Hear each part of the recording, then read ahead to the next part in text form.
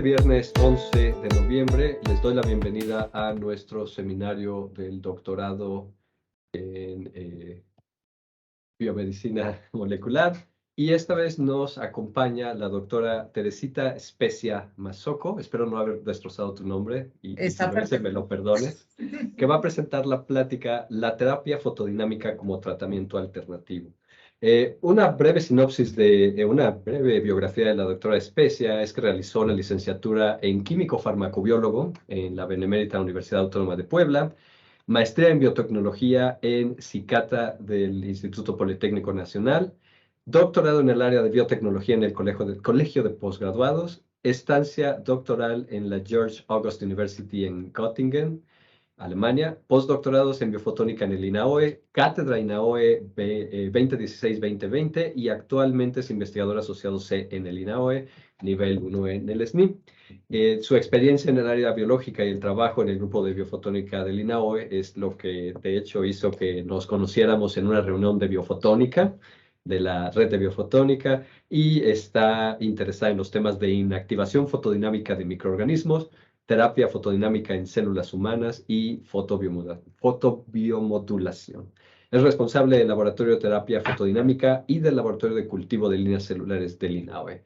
Doctora Specia, es un honor, un gusto tenerla y le dejo los micrófonos. Muchísimas gracias. Gracias por la invitación y bueno, esperemos que lo que les platique les parezca interesante, ¿va? Les voy a platicar un poco de lo que yo he estado haciendo en el INAOE. Yo entré ahí con un grupo de físicos y era la única de formación biológica, entonces pues bueno, fue como un choque al inicio de formas de ver el mundo, pero al final fue muy complementario y bueno, pues han surgido cosas muy, muy interesantes, entonces ahorita se las vengo a compartir. Vamos a ver. Ok, básicamente yo estoy en un grupo de óptica y en ese grupo de óptica tenemos nuestro subgrupo de biofotónica, como decía el doctor Lenin, ¿no? ¿Y qué es lo que hacemos ahí? Bueno, pues buscamos cómo aplicar la luz para poder tener alternativas a tratamientos biológicos o a un impacto sobre tejido biológico. Y bueno, básicamente lo que yo hago, como ya bien lo dijo el doctor Lenin, es cosas de terapia fotodinámica, tanto en microorganismos como en células humanas, como para matar cáncer, por ejemplo, y asuntos de fotobiomodulación. El día de hoy les voy a platicar un poco más de terapia fotodinámica que implica matar, ¿no? Matar a los microbios o matar a las células cancerosas. Y bueno, pues ya en otra oportunidad les platicaré de la fotobiomodulación que implica regenerar tejido a partir de estímulos con luz, cicatrizaciones y cosas de ese tipo. Entonces, bueno, voy a continuar. Como una introducción, les quiero platicar algo que seguramente ustedes saben bastante bien, pero siempre me causa a mí todavía ese impacto, esa impresión de que la gente moría antes de conocer la penicilina. La gente no tenía alternativas porque no había antibióticos. Y el momento que Alexander Fleming, bueno, pues pone al descubierto que el hongo Penicillium producía una sustancia casi milagrosa, bueno, pues todo cambió, ¿no? Ahora, como lo dice el letrero, hasta la gonorrea en 4 horas se podía curar, ¿no? Entonces, todo se resolvía con antibióticos. Y a partir de ese descubrimiento increíble que hizo Alexander Fleming, bueno, pues viene una época, una era de los antibióticos. Y en esta era de los antibióticos, pues bueno, hemos desarrollado como humanos muchísimas industrias, muchos fármacos que bueno, parecían ser la solución a todos los problemas microbianos o a la mayoría de ellos, ¿no? Entonces, pues bueno, ese descubrimiento, esa alegría, esa euforia que tuvimos para producirlos también llevó consigo un uso descontrolado, un uso poco racional y bueno, pues los microbios no eran tan tontos como nosotros que pensábamos, ¿no? Entonces resulta ser que estos microbios, bueno, pues se fueron adaptando y de tal manera que pudieron evadir muchos de los mecanismos que nosotros usamos para eliminarlos, ¿no? Aquí pongo un ejemplo muy simple de uno de esos mecanismos, ¿no? Como una bacteria que contiene un plásmido, un pedazo de DNA que creo que todos ustedes son biólogos o áreas afines, ¿no? Pero bueno, finalmente este plásmido contiene la resistencia a algo, ¿no? A un antibiótico o a algún tipo de fármaco. Entonces, ellos son tan compartidos que, bueno, pues empiezan a a darle ese plásmido a alguien más, a otro microbio que está ahí, que no lo tiene, y en un tiempo muy corto, porque su replicación es tan rápida, pues bueno, tenemos una población abundante de células que son resistentes. Y entonces, bueno, pues la necesidad de subir las dosis, la necesidad de buscar más antibióticos, de encontrar otras maneras para eliminarlos, ¿no? Entonces, eso ha llevado a que la era de los antibióticos o antimicrobianos pues empiece a tener una decadencia, ¿no? Por ahí encontré un artículo, es de un dato un poco antiguo, pero bueno, me llamó mucho la atención porque hacen sus estadísticas y entonces dicen que para el 2050, pues bueno, la resistencia a los antibióticos podría causar 300 millones de muertes adicionales y costar a la población humana, al sector salud, bueno, pues al menos 100 billones de dólares adicionales, ¿no? Entonces ya estamos muy, muy cerca del 2050. No sé cómo están las estadísticas ahorita, pero yo creo que si no son como estas o no resulta como esto, pues vamos a estar un poco cerca, ¿no? Porque el desarrollo de antibióticos nuevos, de fármacos antimicrobianos que sean eficientes y que tengan menos efectos secundarios, pues no está tan acelerado como la velocidad que llevan estos microbios para desarrollar la resistencia, ¿no? Entonces, bueno, pues digamos que aquí viene la alternativa, ¿no? Entonces vamos a buscar métodos que no sean tradicionales y que puedan llegar a eliminar nuestros patógenos de otra manera. Lo mismo que con los microbios, bueno, aquí pongo una diapositiva muy general que habla del cáncer. El cáncer, bueno, es una situación diferente porque son células propias, células que de alguna manera o no han alcanzado la madurez o tienen alguna mutación y demás, ¿no? Finalmente, bueno, pues sabemos todos que el cáncer es una de las causas de muertes más frecuentes en México y en el mundo, ¿no? Diferentes cánceres, bueno, son a veces más comunes en ciertas poblaciones que en otras, pero finalmente el cáncer pues es una división incontrolada de células que no se adaptan al sistema biológico como está, sino que quieren seguir creciendo y pierden esa capacidad de morir, ¿no? Y muchas veces son células que ya no hacen su función correctamente y bueno, pues terminan ocasionando desajustes en otras líneas celulares. Lo que hemos hecho, digamos, como humanos, es buscar terapias que sean cada vez más específicas y bueno, podemos aquí tener algunas alternativas, ¿no? Sin embargo, bueno, pues todas estas alternativas, ya sea la hormonoterapia, quimioterapia, radioterapia o en caso de cáncer de mama, mastectomía, algún otro tipo de tumor, pues bueno, la extracción de este tumor, han dado buenos resultados hasta cierto nivel. Sin embargo, bueno, pues todavía hay muchas desventajas, ¿no? Tenemos relacionados a estos tratamientos, pues muchísimos efectos secundarios.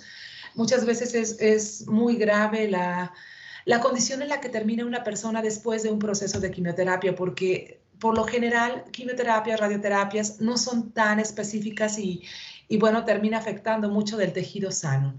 Otro es que esos medicamentos en general, bueno, pues son costosos.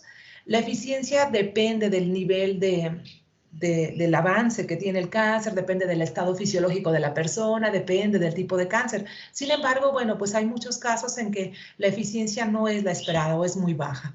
Y bueno, por último, pues tenemos siempre la posibilidad de mutaciones, ¿no? Entonces, como una lista solo para que nos demos una idea, bueno, aquí puse una cantidad de efectos secundarios, ¿no? Pensando en todos los daños que podemos causar con los tratamientos tradicionales que están actualmente disponibles, ¿no? No es que a todo mundo le pase igual, pero bueno, son muchos de los efectos secundarios que son comunes de encontrar en una persona que tiene un tratamiento por cáncer.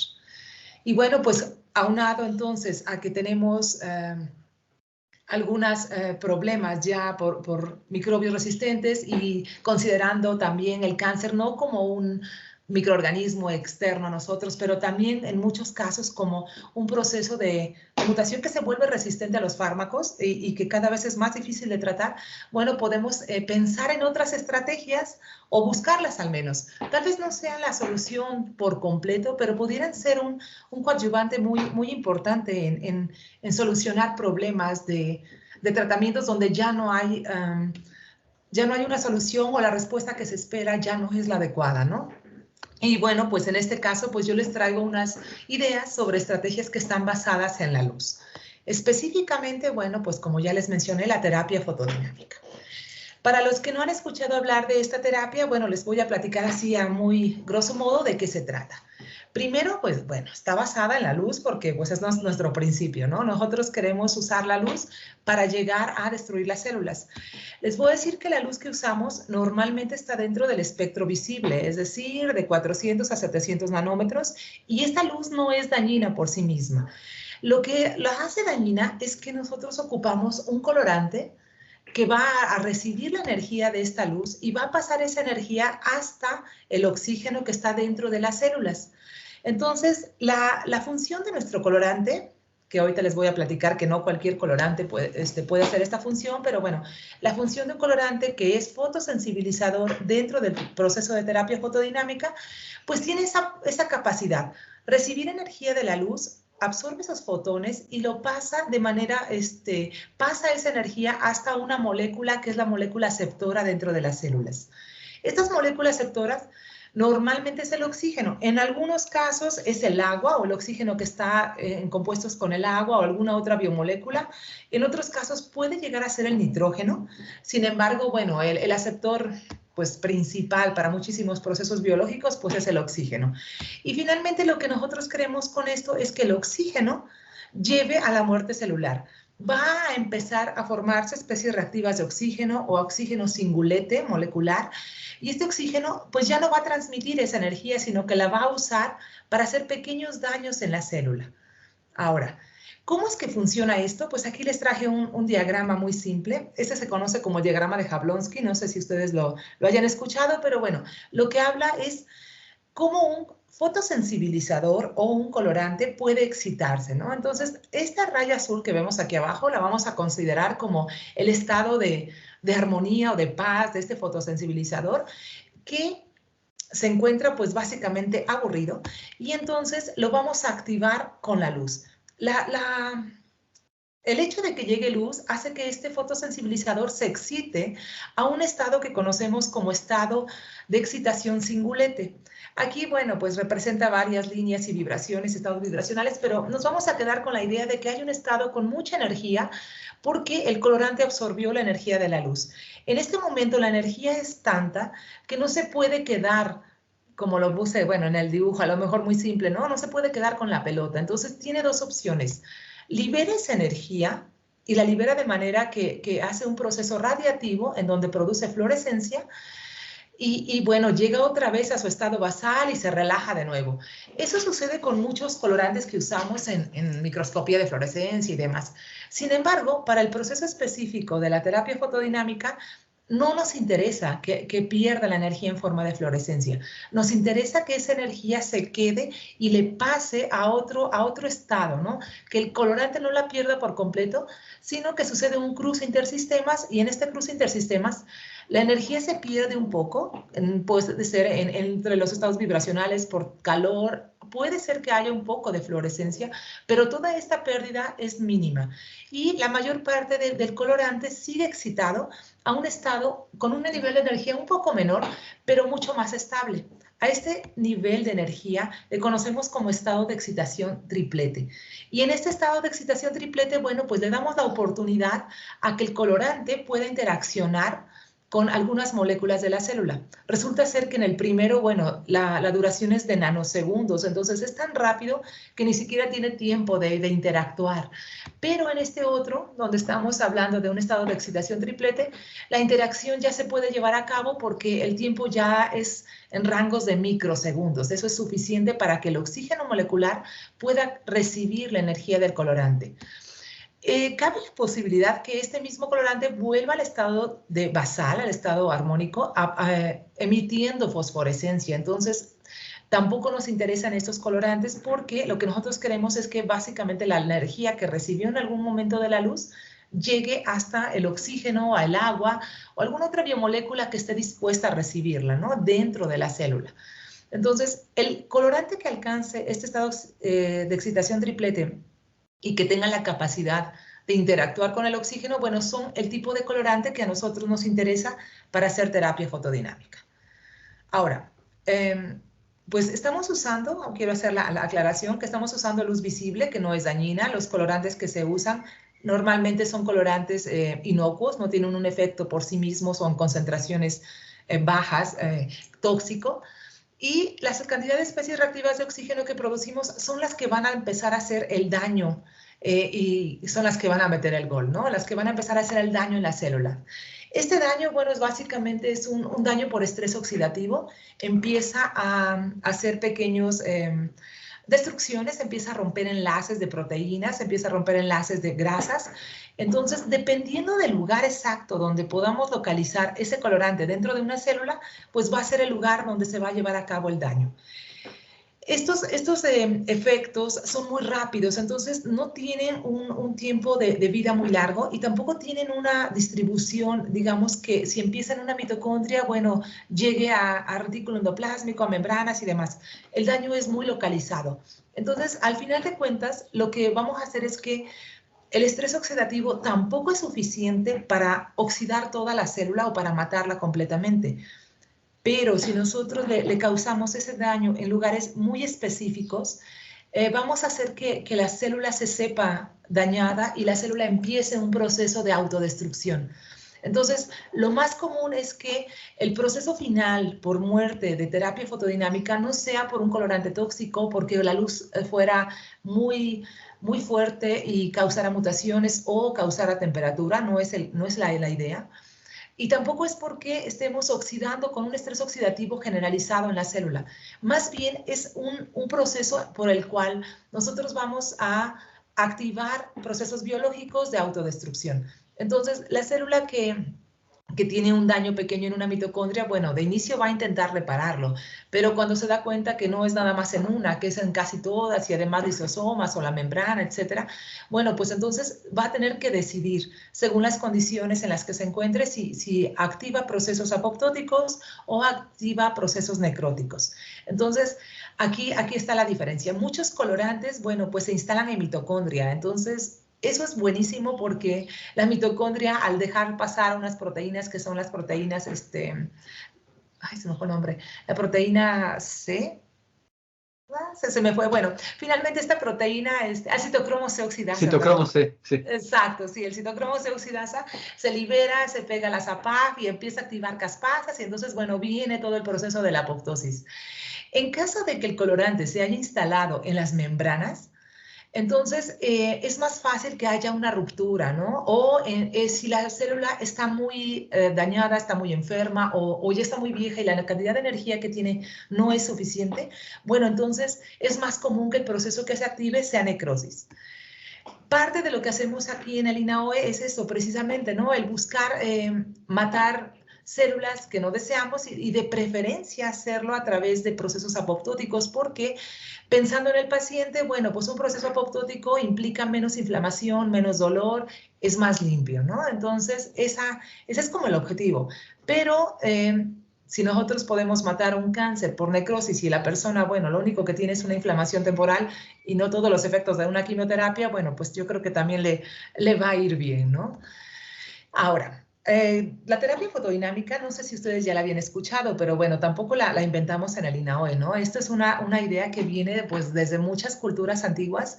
Hay varios registros en papel, en papiro, en piedra y demás, donde se ve bueno, además de la reverencia al sol por la cuestión de los cultivos y demás, donde se ven los tratamientos y el agradecimiento por curar enfermedades, ¿no?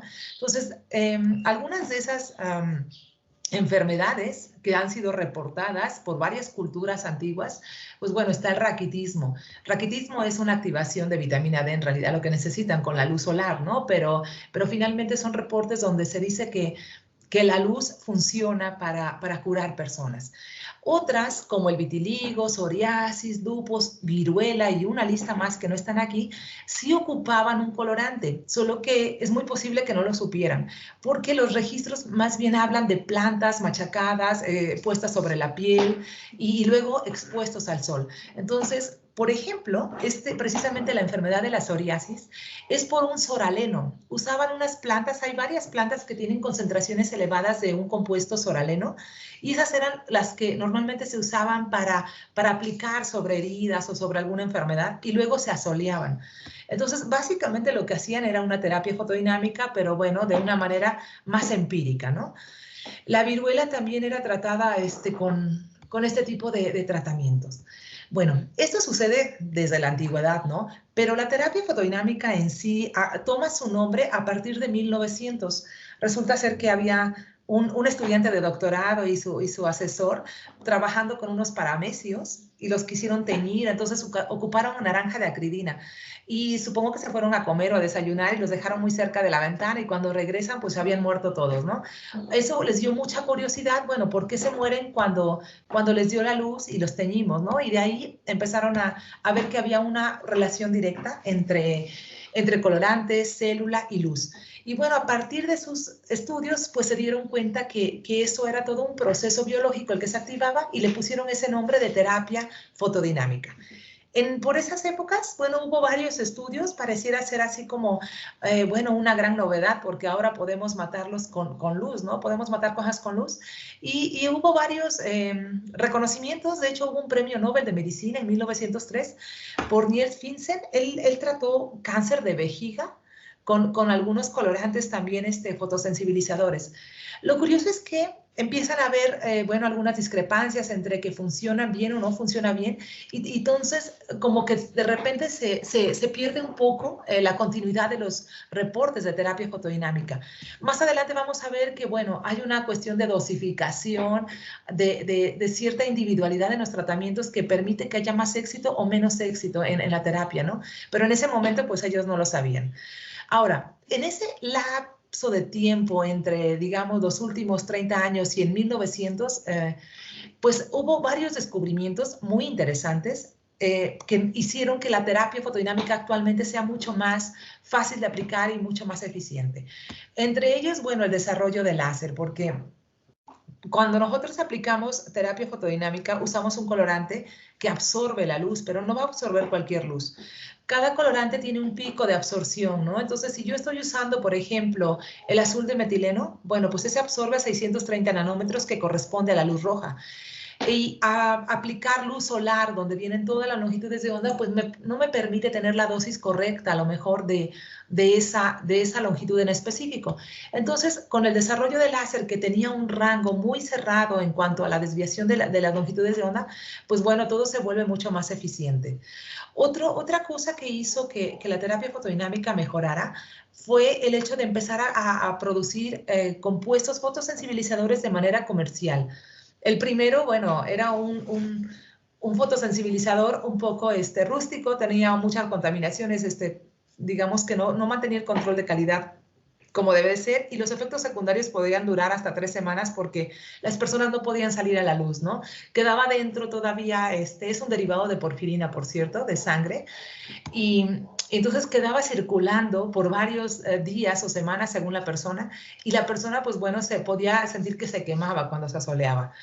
Ahora ya no pasa eso. Los fotosensibilizadores de segunda generación, bueno, son muchísimo más eficientes, son más puros, hay un control de calidad más exacto y además, bueno, el tiempo de vida media es muy corto, ¿no? Entonces, en un par de días la persona puede estar como si nada, posiblemente en horas, ¿no? Dependiendo de cada uno. ¿Qué otras cosas? Bueno, el uso de la fibra óptica. Ahora podíamos ir más adentro, ¿no? En tumores más profundos, porque la luz no penetra fácilmente los tejidos. Entonces, ahora podemos llegar a zonas más profundas, a tumores más densos, etc. Y por último, otra cosa que hizo que todo fuera mejor es el hecho de que hemos avanzado mucho en cuanto a los ensayos de investigación en laboratorio. Ahora tenemos la capacidad de usar cultivos celulares, ya no se requieren personas. Y también tenemos, bueno, los ensayos con modelos animales, ¿no? Y bueno, pues esto nos permite variar dosis, nos permite variar diferentes condiciones experimentales y entonces podemos tener más resultados sin tanto riesgo a un humano, ¿no? Entonces, todo eso hizo que a partir de 1976, esa fecha es importante porque hubo un investigador, el doctor Dougherty. Este doctor hizo el primer estudio un primer estudio en serie con muchos humanos, ¿no? Y bueno, los resultados fueron realmente buenos, satisfactorios, que a partir de ahí se empieza a utilizar ya en muchos hospitales de manera sistémica, empieza a haber más difusión de este tipo de técnica y bueno, inicia también una gran curiosidad por muchos investigadores en saber más cosas de la terapia fotodinámica. Dentro de esas cosas, bueno, pues se han desarrollado muchísimos fotosensibilizadores, como les decía, de segunda generación, de familias químicas muy diversas, y también empezaron a estudiarse, bueno, cómo es posible que los llevemos con algún transportador, ¿no? Nanopartículas, liposomas, etcétera. Actualmente todavía no se aceptan nanopartículas para tratamientos porque, bueno, también hay una nanotoxicidad y otras cosas que resolver. Pero, bueno, los estudios marcan que podemos llegar a una eficiencia mayor, no se perdería la concentración necesaria, sería mucho menos, no se perdería en el proceso, digo, no se va a encontrar una enzima que lo degrade, no se blanquea, etcétera, ¿no? Entonces, el colorante podría llegar mucho más específico a la célula cancerosa, por ejemplo, o los microbios tienen la capacidad de absorber más que nosotros, entonces ellos mismos hacen como un tipo de selectividad. Y bueno, finalmente también estamos estudiando cuáles son los procesos moleculares. Ya sabemos que la terapia fotodinámica sí mata las células, pero bueno, ¿cómo la mata? ¿Qué tipo de muerte celular? ¿Cuáles son los suborganelos que están involucrados? ¿Tiempos? ¿Cambios morfológicos? Hay muchísimo que estudiar sobre terapia fotodinámica y la diversidad enorme que hay de colorantes fotosensibilizadores. Y bueno, gracias a Dougherty, pues finalmente también hubo la aprobación clínica de FDA para varios fotosensibilizadores para muchos tipos de cáncer. Y bueno, pues ya se usa, como les mencionaba, ya se usa en muchos pacientes ya en clínicas, ¿no? Y bueno, también hay muchos ensayos preclínicos, clínicos que se están haciendo actualmente para poder llegar a esa aprobación de FDA para muchos otros fotosensibilizadores. Entonces, bueno, un ejemplo de las aplicaciones, ¿no? Yo ya les dije que el cáncer fue, pues como vieron desde 1903, pues el primer objetivo, ¿no? El matar células cancerosas y es posiblemente lo que más se ha estudiado. Específicamente cáncer de piel, porque es muy fácil llegar con la luz a un cáncer de piel. Sin embargo, bueno, hay otros tipos de cánceres que se pueden tratar y que se han estado estudiando y tratando, por ejemplo, los de esófago o cuando hay algún tipo de extracción de un tumor. En algunos casos se extrae el tumor y después se pone colorante y se le da irradiación a las zonas aledañas para permitir que se garantice un poco más bueno, pues la eliminación de todas las células cancerosas. Algunos colorantes tienen la ventaja de que pueden fluorecer a una longitud de onda y matar a otra. Entonces, permiten en vivo, en el sitio, ver hasta dónde llega el tumor, porque hay células que absorben más, células cancerosas tienen más receptores de algunos tipos y llegan a absorber más colorante que las células sanas. Entonces, nos puede dar un diagnóstico y a un tratamiento básicamente al mismo tiempo. Lo iluminamos a cierta longitud, vemos cuál es el perímetro que está dañado, cambiamos la longitud de onda y activamos el colorante. Entonces, eso se ha empezado a estudiar también y bueno, parece ser algo pues bastante prometedor porque podríamos tener, bueno, diagnóstico y tratamiento en el mismo momento, ¿no? En vivo. En las aplicaciones antimicrobianas, bueno, pues también ha habido muchas. Curiosamente, los dentistas odontólogos son los que más han reportado trabajos, son los que menos miedo tienen de usarlo, pareciera ser. Entonces, hay muchísimos trabajos donde se trata gingivitis, infecciones microbianas en la boca. También hay varios reportes. Brasil, por ejemplo, es un país que reporta muchísimos estudios sobre tiñas por hongos, infecciones microbianas en la piel. Entonces, bueno, pues aquí tenemos algunos ejemplos, ¿no? El acné, las onicomicosis por hongos en las uñas, infecciones de hongos en la piel, algún otro tipo de infecciones. También podemos considerar úlceras, quemaduras y demás. Entonces, sí hay reportes para estos, hay reportes con varios fotosensibilizadores. Hay mucho todavía que se necesita aprender y todavía hay varios que están en pruebas preclínicas, ¿no? Entonces, pues bueno, hay trabajo.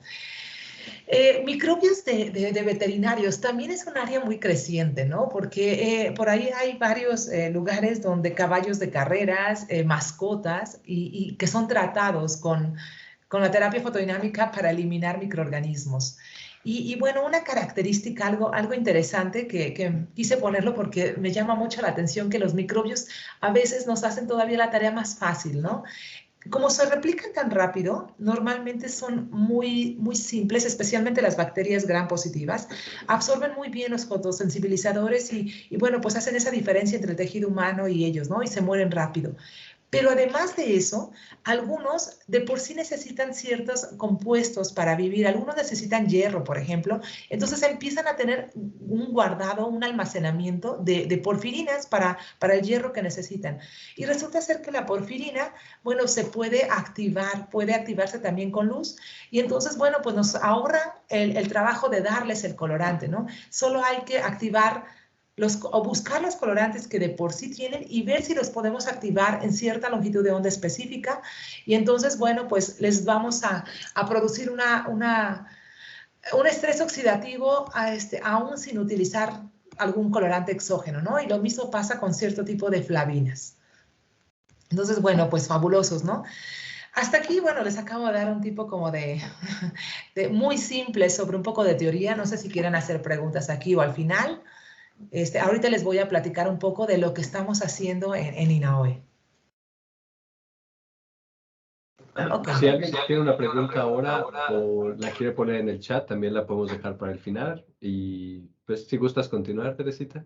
Perfectísimo. Muy bien. Entonces, ahorita les platico un poco sobre lo que hemos hecho en el INAOE. Yo empecé ahí, ya les platiqué no les dije, ¿verdad? Pero bueno, hace como 6 años. Y bueno, pues entré como postdoc, después como cátedra y finalmente, bueno, pues ya estoy como investigadora ahí.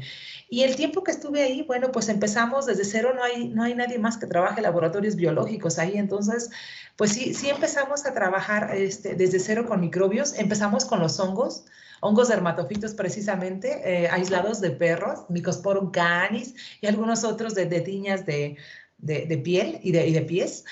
Entonces, bueno, pues teníamos por ahí unos hongos y empezamos a trabajar con azul de metileno, con rosa de bengala, algunos colorantes para ver cómo nos iba, ¿no? Y fuimos aumentando el número de microorganismos y bueno, pues ahora trabajamos con bacterias gram negativas, gram positivas. Tenemos unos hongos subcutáneos, ahorita les voy a mostrar una foto de un Sporotrix schenki y tenemos varias levaduras, sobre todo del género Cándida, ¿no? Candida albicans, glabrata, tropicalis. Y no puse aquí las células de cáncer, pero bueno, ya vendrán más adelante. Entonces, bueno, aquí una imagen de los primeros trabajos que recuerdo haber hecho ahí. Y bueno, veíamos cómo podemos matar los hongos. Como no teníamos idea todavía de las dosis, bueno, probamos muchísimas dosis y finalmente encontramos un rango aceptable. Y nos dimos cuenta que este rango es aceptable para muchos otros microorganismos. Digamos que estas 3 son las placas que ya se murieron. Al principio no salían así, pero bueno, ya que encontramos longitudes de onda adecuadas, dosis de luz, concentraciones de fotosensibilizador, bueno, pues nos dimos cuenta que básicamente todos tienen un rango de muerte celular en esas dosis, ¿no? Y bueno, pues también nos dimos cuenta que en algunos casos la luz favorece el crecimiento y en otros, como en los hongos, bueno, pues el colorante mismo favorece el crecimiento porque los hongos son máquinas impresionantes para producir enzimas de todo tipo. Entonces, pareciera ser que si mientras no lo actives, pues les estás dando de comer, ¿no? Y crecen más. Y bueno, esos fueron como los primeros resultados, pero ya después nos metimos un poco más a buscar optimización de procesos, dosis correctas, y empezamos a trabajar, por ejemplo, con Cándida. Estos son Cándidas albicans, y bueno, pues la primer fila que vemos aquí son puras Cándidas que usamos como control, y las columnas nos representan diferentes tipos de cepas, ¿no? Esta es una cepa de laboratorio identificada y estas otras, todas estas son cepas que vienen de una colección de microorganismos aislados de pacientes, ¿no? Resulta que les hicimos pruebas de resistencia, todas eran resistentes a fluconazol, a ketoconazol y por ahí a otro más que ahorita no recuerdo. Cuando nosotros las quisimos matar con estos fármacos, pues no las pudimos matar. Sin embargo, les aplicamos terapia fotodinámica y nos dimos cuenta que las cepas resistentes podíamos eliminar de 50% o más. Sin embargo, pues todavía no las eliminábamos por completo. La cepa sensible, bueno, esa se moría un poco más fácil. Sin embargo, pues un segundo tratamiento, pues bueno, nos dio placas completamente limpias. Eso nos hizo muy felices porque finalmente estamos viendo que no importa la resistencia que tengan a los fármacos, la terapia fotodinámica usa métodos o más bien mecanismos diferentes. Entonces, puedes obtener que matar completamente, eliminar por completo un microbio, no importando si tiene resistencia al fármaco o no la tiene. Y bueno, pongo la foto de algunas de las estudiantes que han trabajado. Esto pues yo se los presento así muy sencillo, pero en realidad, bueno, tiene mucho trabajo de varias de ellas, ¿no? ¿Qué otra cosa hemos hecho? Ya que nos dimos cuenta que, bueno, podíamos matarlas, podíamos matar células en cultivos planctónicos, es decir, microbios que andaban nadando en el medio de cultivo y en condiciones de laboratorio muy específicas, ¿no? Que facilitan para nosotros las cosas. Pues ahora, ¿qué pasa si nos vamos a biopelículas? Las biopelículas ya no son tan fáciles porque el microbio empieza a adherirse, forma un tipo de pegamento y entonces empieza a engrosar una capa y el microorganismo se defiende con esa capa porque ya no pueden pasar los antibióticos o los antifúngicos y ya no podemos matarlas tan fácilmente. Entonces, bueno, hemos estado estudiando y seguimos estudiando biopelículas. Diana ya se graduó de la maestría de biomédicas y ella empezó con el trabajo de las biopelículas, alcanzó a matar cerca del 50%, tampoco permite que el colorante entre tan fácil. Entonces, actualmente estamos buscando mecanismos, digamos, mixtos para poder debilitar las biopelículas y después eliminarlas por completo, ¿no? Entonces, eso es parte de lo que estamos haciendo. Yo les dije que estas biopelículas se adhieren a la superficie y en el laboratorio, bueno, pues se adhieren a los micropozos o al lugar donde estamos usando, pero en la naturaleza, bueno, pues también se adhieren a superficies bióticas como son mucosas, piel, uñas y demás, ¿no? Bien. Estas dos chicas, una está por graduarse y la otra ya se graduó, ellas han trabajado con Sporotrix shenki. Les estoy dando algunos ejemplos. Si alguien tiene más curiosidad por algún tema en especial, bueno, con mucho gusto podemos ahondar más en ese tema, ¿no? Entonces, en este caso, Sporotrix shenki es un hongo subdérmico, se va por debajo de la piel y hace unas heridas muy feas. Es un hongo que es muy característico en zonas rurales, zonas pobres, especialmente se encuentra aumentado en la Sierra Norte de Puebla por el rumbo de Cuetzalan, Apulco y demás, por algunas zonas de Chiapas, algunas zonas de Jalisco, zonas húmedas y por lo general zonas pobres, ¿no? Entonces, es muy común que se encuentren en campesinos, gente que trabaja la tierra, porque este hongo le encanta estar en las espinas de las rosas, espinas de las bugambilias y en muchos otros lugares del campo. Entonces, las personas que se contagian muchas veces terminan teniendo una incapacitación para trabajar. Entonces, eso les causa, pues además del problema físico, bueno, un problema limitante en cuanto a su desarrollo normal. ¿Qué sabemos de él? Bueno, hay algunos medicamentos para tratarlos. El tratamiento llega a ser muy tardado y lento y entonces las personas a veces se desesperan y por eso dejan los tratamientos. La otra es que, bueno, siendo en zonas muy alejadas, digamos que no siempre se atienden a tiempo y entonces, bueno, empieza a agravarse y termina siendo complicaciones mayores. La terapia fotodinámica la hemos estado probando con diferentes colorantes, la seguimos probando en realidad y bueno, hemos tenido unos resultados muy aceptables, seguimos optimizando los procesos, pero bueno, pensamos que es una alternativa de bajo costo y muy útil para algún tipo de infección como estas en zonas, pues con no tantas facilidades de tratamiento, ¿no? Bien, otro ejemplo, como yo les decía que al principio empezamos a trabajar varios colorantes, la mayoría de ellos eran colorantes de familias químicas. Después, bueno, pues entraron estudiantes nuevos con curiosidades distintas, ¿perdón? Ok, con otras curiosidades y bueno, pues María Elena es una chica que se graduó de licenciatura, de hecho, conmigo y ella lo que quería hacer era probar algún colorante que fuera más bien natural, ¿no? Entonces empezamos a trabajar con la cúrcuma, la curcumina, de hecho. Esta curcumina, pues bueno, ustedes han de haber escuchado que la cúrcuma de por sí tiene propiedades antimicrobianas y eso es cierto. Pero además, bueno, si la podemos activar, porque es un colorante que alcanza ese estado de excitación triplete, si la activamos con luz azul, bueno, pues resulta que podemos eliminar mucho mejor a los microorganismos. Entonces, bueno, seguimos trabajando con la curcumina desde que María Elena se graduó hace ya varios años. ¿Qué otras cosas hacemos? Bueno, pues estamos buscando qué es lo que le pasa a los microorganismos y en general a las células cuando nosotros las tratamos con terapia fotodinámica. Aquí tengo unos macroconidios de un microsporum, no, tricofitón. Este era de un tricofitón, macroconidios y microconidios. Y bueno, pues nos empezamos a seguir, ¿no? Tenemos aquí algunas células opacas, pero después vemos que empiezan a hacerse malformaciones y finalmente tenemos una masa amorfa que ha perdido por completo la forma que tenían las esporas, ¿no? Esto, bueno, pues obviamente si pierdes la forma, pues también ha perdido todas sus capacidades y bueno, la mató. A partir de estos estudios de morfología, que fueron varios los chicos que participaron, pues nos pudimos dar cuenta del tiempo que se requiere, ¿no? A los 15 minutos empezamos a ver ciertos cambios, a las 3 horas tenemos un pico de cambios y de ahí a las 7 horas y bueno, pudimos más o menos localizar en tiempo qué es lo que estaba pasando y en qué tiempo podríamos destruir a las células. Otros resultados en donde podemos ver algunos asuntos de cambios morfológicos que, bueno, me parecen muy, muy bonitos. Bueno, tenemos aquí algunas células necróticas, otras células que empiezan a condensarse, no sabemos si es apoptosis todavía, pero bueno, pareciera ser lo mismo que esto, ¿no?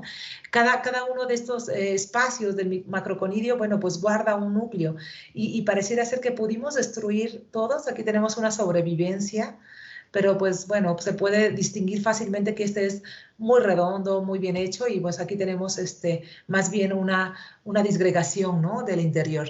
Y aquí otro tipo de morfología que pensamos que es un tipo autofagia, en donde estamos autodigiriendo y formando vacuolas en el interior de estas células. ¿Qué más? Sobre la morfología, esta es una chica que también está por graduarse de biomédicas. Ella ha estado trabajando con células sobrevivientes. ¿Qué pasa cuando no matamos por completo, no? ¿Qué pasa si dejamos una cantidad de células sobrevivientes? Ella literalmente lo hizo a propósito. Ella bajó la dosis para poder obtener una sobrevivencia que fuera del 5 al 10% y ver qué es lo que sucedía con estas células, ¿no? Y bueno, pues resulta ser que empieza a estudiar cuáles son los cambios morfológicos normales. Estas son cándidas, también cándida albicans. Esta tenemos cándida glabrata y cándida tropicalis, ¿no? Normalmente las cándidas hacen un switching fenotípico y empiezan a cambiar su morfología cuando pasan de un tipo de levadura que se llama brillante a uno que se llama opaca y se vuelven un poco más virulentas, ¿no? Entonces son más fácil de adherirse, más fácil de infectar, etcétera, ¿no? Entonces pudimos darnos cuenta, estamos todavía en el análisis de datos, pero nos estamos dando cuenta que además de que el tamaño, que aquí no se puede ver, pero el tamaño es más pequeño, también hay un atraso en la aparición de muchas de las señales morfológicas que implican que la célula está haciendo ese switching fenotípico para volverse más virulenta. Entonces, pues bueno, actualmente estamos analizando estos datos y vamos a buscar también, o estamos en el proceso de buscar qué efectos, digamos, en virulencia se pueden medir y además, bueno, pues podríamos ver ahí un tratamiento alternativo secundario. A lo mejor debilitamos tanto las células que las que sobreviven pues son más sensibles a algún fármaco, etcétera, ¿no? Entonces son parte de las cosas que estamos estudiando actualmente en el lab. Bien, ahora les voy a platicar así a grosso modo algunas cosas que hemos hecho de terapia fotodinámica para cáncer. Y bueno, pues primero que todo empezamos a trabajar con células de cáncer de mama. Gracias a una vinculación que hicimos con el CBIOR. Cuando yo empecé no había manera de hacer ningún estudio con células en el INAOE. Actualmente ya tengo un laboratorio que está echándose a andar y que va bien, ¿no? Pero en el inicio no. Entonces, muchos de esos experimentos fueron hechos gracias a la colaboración con el CBIOR y a la doctora Lupita que pues, nos abrió las puertas de su laboratorio. Empezamos a trabajar con células de cáncer de mama. Juan Carlos y Nayeli han trabajado en ello. Ambos ya se graduaron. Primero trabajamos un par de colorantes y podíamos ver, bueno, qué es lo que pasa con diferentes dosis. Encontraron optimización de procesos, buscaron, no sé si estén familiarizados con las células, pero bueno, esta que llama menos la atención que esta, bueno, pues este es el cultivo normal. Todas las células parecen un tapete. Todas las células parecen un tapete, están muy bien adheridas a la superficie, están muy a gusto y están muy bonitas, ¿no? Sin embargo, cuando empiezan a sentirse incómodas o empiezan a morir, se empiezan a despegar de la superficie y entonces es que se redondean. Y esa forma de redondearse, bueno, implica que ya se despegaron y empiezan a morir. Entonces, conforme nosotros aumentamos la dosis, bueno, pues podemos ver que nosotros tenemos mayor muerte celular. También, bueno, pues algunos de los estudios que hicimos para ver su morfología, esta foto me gusta porque, bueno, es muy obvia aquí la apoptosis, ¿no?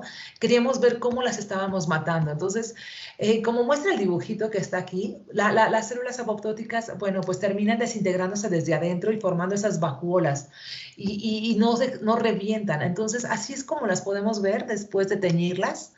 Y bueno, pues tenemos una idea, ¿no? Aquí hay un proceso que parece ser apoptosis. Después de eso hicimos algunos corrimientos con citometría de flujo y ya confirmamos que sí eran apoptóticas y demás, pero bueno, pues la imagen siempre dice más que mil palabras, ¿no? Y entonces estas imágenes pues están muy bonitas y las quería presumir con ustedes. Bien, ¿qué otra cosa? Ya que nosotros vimos que sí podíamos matarlas, empezamos a escoger las dosis óptimas y quisimos llevarlo a un modelo murino. En este caso, bueno, volvimos a hacer todos los experimentos in vitro. Iván se graduó hace muy poco, de la maestría de biomédicas también. Él hizo algunas pruebas con células de cáncer de mama, pero de ratón, la 4T1, y entonces después las aplicó a los ratones, les indujo los tumores y les dio tratamientos, ¿no? Entonces, nosotros alcanzamos a matar cerca del 50%, o sea, el tumor básicamente no creció, se redujo un poco a partir del momento de que se le empieza a dar la terapia, se mantuvo en ese tamaño y disminuyó un poco. No hemos conseguido eliminarlo por completo, pero bueno, también es parte del trabajo que estamos realizando, ¿no? Entonces vamos a empezar a cambiar dosificaciones, a lo mejor combinar tratamientos y demás. Pero lo que es un hecho es que, bueno, pues el control nunca redujo su tamaño, siempre se siguió creciendo hasta que, bueno, tuvo que ser sacrificado el animalito, ¿no? ¿Qué otras cosas hacemos? O estamos empezando a trabajar con otros tipos de cáncer, por ejemplo, cáncer de melanoma. Ella es estudiante actual de biomédicas, es Estefanía, y ella está haciendo algunos extractos porque además queremos ver si algunos tipos de melanina nos pueden funcionar para potenciar el efecto de la terapia fotodinámica. Y entonces, poder usar la misma melanina en contra de los melanomas que normalmente son complicados de tratar con terapia fotodinámica porque esa melanina absorbe la luz, absorbe colorantes y no nos permite hacer bien nuestro trabajo, ¿no? Entonces, bueno, parte de lo que estamos haciendo ahorita son extracciones de diferentes tipos de melanina y la aplicación y cultivo de líneas celulares de cáncer de melanoma. Algunas otras cosas que les quise agregar aquí solo para presumirlas, ¿verdad? Pero bueno, no tienen que ver directamente con terapia fotodinámica, pero sí tienen que ver con lo que hacemos en biofotónica, ¿no? Entonces, bueno, ella es Cristina, también de biomédicas. Ella ha estado trabajando con el doctor Rubén Ramos y la doctora Svetlana en el INAOE para un biosensor que pueda detectar COVID, ¿no? Y es un biosensor que funciona con plasmones. Entonces, el cambio de longitud de onda les permite ver si se encuentra presente o no se encuentra presente con una exactitud así muy pequeñita, con cantidades realmente muy bajas de algún compuesto, ¿no? En este caso, bueno, fue para un RNA mensajero de COVID, pero pues actualmente estamos ya trabajando para otro tipo de detecciones, por ejemplo, para microorganismos, algunas cuestiones de antígeno, anticuerpo, pero con dosis muy bajitas de muestras, ¿no? ¿Qué más hacemos? Bueno, pues tenemos un sistema de pinzas ópticas y en este sistema de pinzas ópticas estamos viendo, de hecho eso sí tiene que ver con terapia, porque ella estudia células que han sido tratadas con terapia fotodinámica. Aquí había un videíto y no veo cómo prendérselos. Bueno, híjoles, vamos a ver si...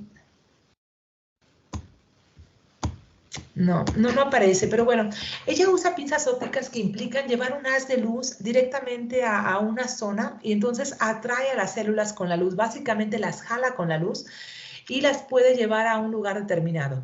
Ella lo que mide, Dora es estudiante de óptica, de hecho, pero le gusta la terapia fotodinámica, entonces está aprendiendo a hacer cultivos y todo lo que se requiera. ella puede manipular suborganelos que están dentro de la célula y entonces está midiendo la fuerza con la que pueden moverse los suborganelos en una célula normal, en una célula tratada. Durante el proceso de muerte celular les hemos dado terapia directo en situ aquí y después las vamos siguiendo para ver cómo es que afectamos la viscosidad de la célula, del citoplasma, la movilidad de las vacuolas que podemos atrapar, etcétera, ¿no? Y bueno, por último, algo, siempre sí les traje algo de fotobiomodulación. Ella es Silvia, ella está trabajando con fibroblastos humanos y lo que está haciendo es, bueno, ver cómo puede la luz favorecer la proliferación celular o la producción de colágeno o algunos otros factores que permitan una mejor cicatrización, por ejemplo, en personas que tienen úlceras diabéticas o en gente que tiene quemaduras, etcétera, ¿no? Entonces, recién también va empezando, pero bueno, ya tiene algunos resultados preliminares sobre luz roja, luz verde, luz azul, sobre los fibroblastos. Y por último, creo que este es el último, tenemos a David. David está haciendo un trabajo muy interesante también con una técnica que se llama láser Speckle. Él lo que hace es medir la dinámica de una biopelícula. Por ejemplo, esas son biopelículas de cándidas. Y bueno, él puede medir esta dinámica y la hemos estado comparando con la detección, por ejemplo, de MTT.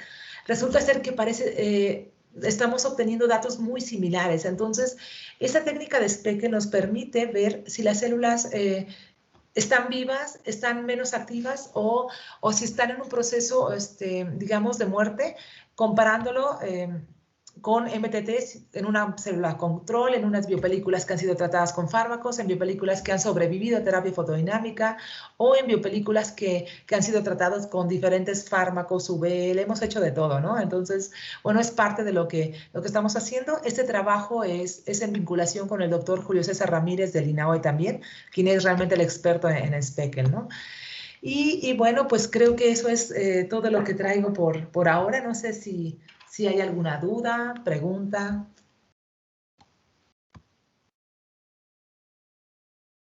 Colegas, por favor, es el momento. Creo que Teresita hizo un gran trabajo de mostrarnos, y sin hacerlo broma, un amplio espectro de todas las aplicaciones de fotodinámica y los usos que han estado haciendo en el INAHOE. No esperaba menos, Teresita, está fabuloso, sobre todo la introducción histórica. Y creo que ahora incluso me queda más claro la aplicación en términos de superficie y los casos importantes donde va a ser muy interesante. El que no había oído y me resultó también fascinante es esto de poscirugía, ¿no? Que una de las incertidumbres que sabía previamente cuando se hacía cualquier remoción quirúrgica de un tumor era eso, ¿no? Que había que esperar cierto tiempo para ver si de ese tumor todavía se había quedado, ¿no? Una pieza que pudiera generarlo de nuevo. Y no sé si tengas unos números o si hay estadísticas de qué tanto mejora la prognosis, un tratamiento fotodinámico o fotónico post-operación. Números no tengo. Hay por ahí unos cuantos artículos que he encontrado en donde ya lo usan, ya han hecho estudios de casos. No es tan, digamos que todo esto está todavía pues no en desarrollo, porque ya se usa en muchos lugares, pero bueno, todavía está en proceso, ¿no? No es una técnica que se use, digamos, sistemáticamente en todos los lugares, todos los hospitales, pero sí hay muchos reportes de estudios de casos. De hecho, tiene un nombre específico, ahorita se me fue, cuando haces, cuando haces diagnóstico y tratamiento al mismo tiempo con luz, hasta ya le pusieron un nombre específico, ¿eh? Me voy a acordar y te lo voy a dar, te lo voy a mandar. Y lo mismo que los Gracias. papers, si te interesa el tema, pues hay por ahí varios papers, no los tengo ahorita mismo a la mano, pero sí hay muchos reportes de casos para este tipo de tratamiento y Para esa diagnóstico. aplicación. Sí. Qué impresionante. Tenemos un colega que es de hecho el departamento de ingeniería, Juan Horacio Espinosa, tiene una pregunta. Por favor, Horacio, si quieres hacerla directamente. Sí, gracias. Muchas gracias, Teresita, por su plática. Muy interesante. Justamente también trabajo algo con terapia fotodinámica y solo que lo llevamos a partes de dosimetría y un poco de simulación. Entonces, veo que tiene muy estudiado ya la parte pues, los microorganismos, ¿no? Más que nada. Ahí mi pregunta, llegó un poquito tarde, perdone, pero ahí mi pregunta específica. Para las fuentes de excitación, vi que mencionabas algunos diodos por ahí. ¿Actualmente ya lo hace con láser o se basa nada más en el espectro del LED? Sí, sí, sí. Al inicio lo trabajaba con láser. El problema es que un láser pues te da una radiación sobre una sola muestra y entonces eso se vuelve muy lento. Y tiene sus ventajas el láser porque pues es muy específica la longitud de onda, Ujú, es coherente la luz, etcétera, ¿no? ujú, Sin embargo, bueno, pues la verdad es que he aprovechado muchos estudiantes que han pasado por ahí, electrónicos, mecatrónicos, ujú, y hemos hecho diseños de varios dispositivos a base de LEDs. Entonces, tengo dispositivos para radiar varias muestras al mismo tiempo, ujú, tengo un dispositivo para radiar intratumoral con fibra óptica, ok, y también este chico le hizo una aplicación al celular, puede ahí programarle qué dosis quiere, en qué tiempo lo va a dar y se apaga solo. Una maravilla de tener ok, estudiantes multidisciplinarios en el laboratorio, sí. ok. Sí, sí, justamente por eso lo comentaba, porque por ejemplo, para el láser, como es coherente y usa una longitud de ondas, y hay a ciertos fotosensibilizadores, ¿no? Por ejemplo, yo que trabajo en la PPX, ¿no? Por ejemplo, es así, que en específico se excita a cierta longitud de onda. Entonces, se ha reportado a lo mejor la eficacia de un láser, ya si conoces, pues ahí la absorción del componente. Pero, sí, sí me queda un poco ahí claro del uso de la fuente. Y, ¿qué otra cosa? Entonces, digamos, de las células tumorales que ahorita nos presentó, ahorita se ha visto o ha reportado al menos la erradicación del cáncer, el 50%, mencionaba, más o menos aproximadamente con ratoncitos, ¿no? Que los tenía por ahí. Sí, sí, sí, Sí. sí. En los ratones la eliminación fue como del 50%. Pues, Este chico que hizo esa tesis, bueno, pues él es mecatrónico precisamente, o electrónico, él fue el que diseñó el dispositivo. Entonces, la tesis inicial era el dispositivo el y dispositivo. después una aplicación, pero bueno, la verdad que le echó muchísimas ganas. Se Ok, hizo todas pruebas in vitro y después las llevó a los ratones. ok. Cuando él termina, pues bueno, ya se le había acabado el tiempo. Entonces, la idea de él en realidad es regresar al doctorado para terminar ese trabajo y llegar al 100%, ¿no? Su trabajo fue una aplicación, pero bueno, ahí viene la optimización, vienen las mejoras, vienen los tratamientos en diferentes tiempos. Entonces, tiene mucho digamos, tela de dónde cortar ahí, pero pues ahorita que regrese Ok. al doctorado y que lo termine. Sí, sí, pues muy bien. Pues muchas gracias, doctor Teresita, por Gracias a tu ti. presentación. Luego. Gracias. Y gracias, Lenny, por la invitación.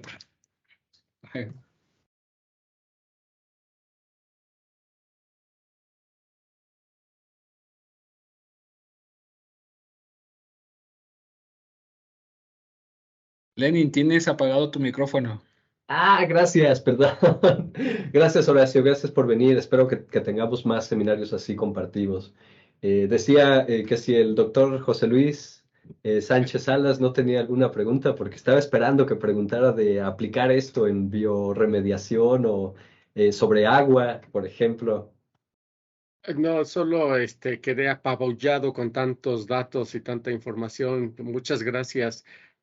Yo creo que sí hay muchas cosas que hacer y se me vienen a la mente muchas ideas. Igual trabajo antimicrobianos y anticancerígenos, curiosamente, pero por otro lado.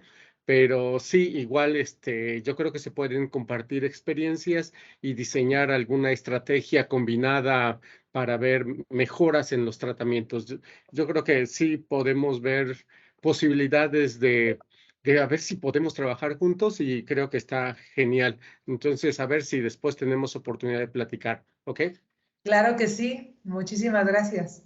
No, y bueno, qué bueno que participó con esto. De hecho, teníamos otro colega que era químico orgánico que trabajaba casi lo mismo para usar fotosensibilizadores en hongos. Ya tiene algunos años ahí, pero bueno, le perdí la pista, pero bueno, ahorita me recordó todo eso. Muchas gracias. Gracias a usted. Muy bien. ¿Alguien más, colegas?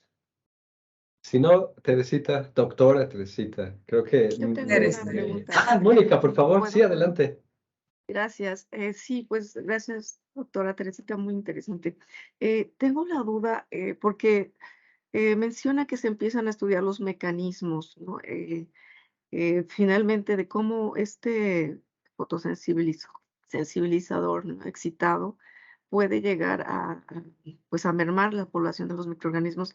Me parece una pregunta muy interesante y no sé si nos pudiera comentar un poco al respecto, si lo que se puede saber o lo que se sabe hasta el momento. Claro que sí, gracias por la pregunta.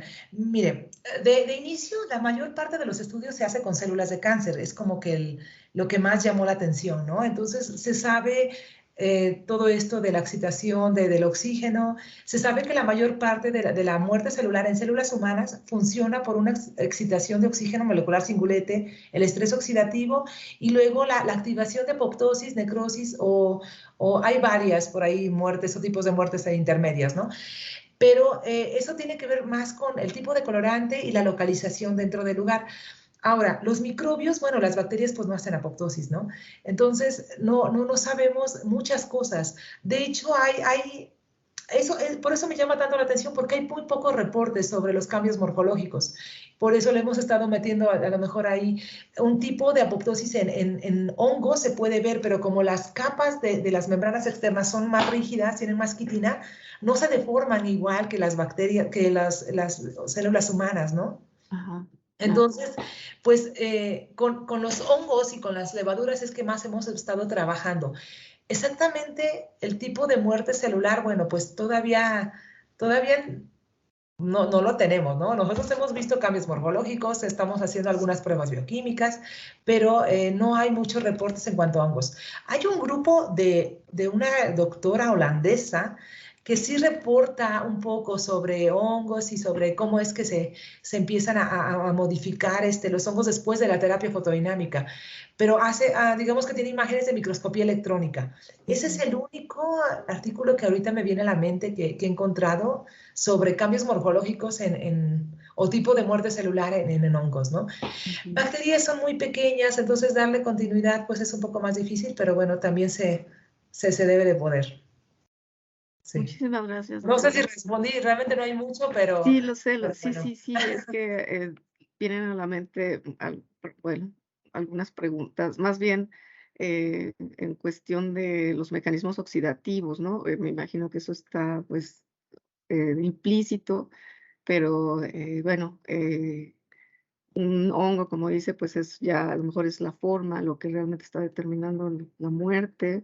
No sé si cambios también en cuanto a carga superficial, no sé, otros aspectos, pero bueno, no sé si eso ya se haya visto, en fin, creo que es muy interesante y bueno, me llamó la atención y por eso me atreví a preguntar. No, claro, sí. Mira, yo no tengo mucho conocimiento o no he visto mucho que haya mediciones físicas. Casi todo lo que buscan es bioquímico, ¿no? Es siempre el tipo de muerte celular, hay unas pruebas de anexina 5 para ver si es apoptosis, si es necrosis, y hay algunos estudios. Nosotros estamos haciendo algo con pinzas ópticas para ver también cambios mecánicos, pero no he encontrado nada reportado con terapia fotodinámica, ¿no?